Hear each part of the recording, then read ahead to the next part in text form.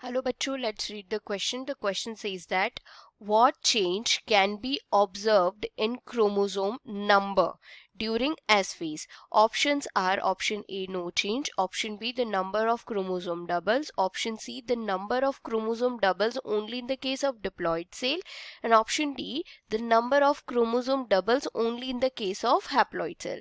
इस क्वेश्चन को अंडरस्टैंड करने के लिए हमें सबसे पहले सेल को अंडरस्टैंड करना है। तो जब भी एक यूकैरियोटिक सेल है उसको अपने आप को डिवाइड करना है तो वो सेल साइकिल में अंडर कर जाती है। हर एक सेल के अंदर क्या होता है, उसका डीएनए होता है, उसका जेनेटिक मटेरियल होता है। ये डीएनए अपने आप को ऑर्गेनाइज करके बना लेता है क्रोमोसोम्स। तो डीएनए एक थ्रेड लाइक स्ट्रक्चर होती है इस तरीके से। तो ये अपने आप को ऑर्गेनाइज करके ये एक्स शेप के स्ट्रक्चर बना लेता है जिसे क्रोमोसोम बोलते हैं। अब हर एक ऑर्गेनिज्म के अंदर, सेल के अंदर कितने क्रोमोसोम बनेंगे ये नंबर फिक्स होता है। जैसे कि ह्यूमंस की अगर हम बात करें तो ह्यूमन बींग्स में एक नॉर्मल सेल में 46 क्रोमोसोम्स होते हैं। तो उसको हम बोल सकते हैं 23 और 23 के दो सेट।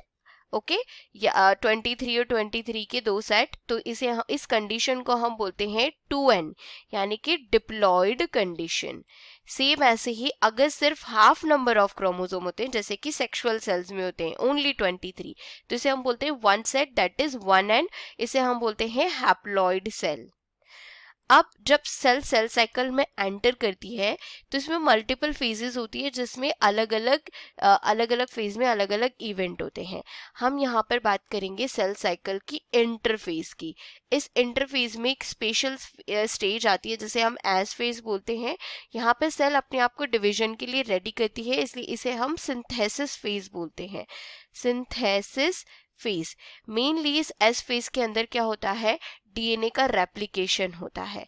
एक सेल के अंदर जितना डीएनए है वो अपने आप को डबल हो जाता है, सो दैट हर एक सेल के अंदर equal amount of DNA transfer हो जाए।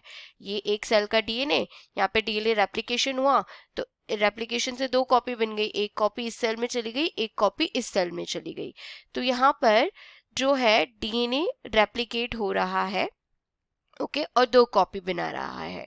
यहाँ पर कहीं भी क्रोमोसोम का नंबर डबल नहीं होता, जो क्रोमोसोम है वो सेम रहेंगे। क्रोमोसोम के नंबर में कोई चेंज नहीं होगा। जब डीएनए फाइनली दोनों में equal amount of DNA transfer हो जाएगा, यहाँ जब क्रोमोसोम अपने आप को ऑर्गेनाइज करेंगे तो यहाँ पे वही 46 क्रोमोसोम बनेंगे और यहाँ पर भी वही 46 क्रोमोसोम बनेंगे in the case of somatic cell. अगर ये कोई जर्म सेल होगी तो उसमें इनिशियली 23 होते हैं, तो आगे जाने वाली दोनों सेल्स में भी 23 और 23 ही रहेंगे। किसी में भी क्रोमोसोम के नंबर में कोई इंक्रीमेंट नहीं होगा।